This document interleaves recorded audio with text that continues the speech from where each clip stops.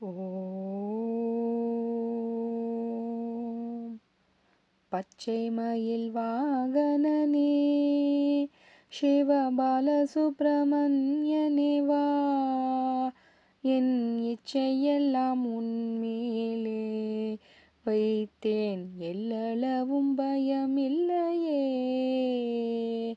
அலைக்கடல் ஓரத்திலே எங்கள் அன்பான சண்முகனே, நீ அலையா மனம் தந்தாய், உனக்கு அனந்த கோடி நமஸ்காரம்.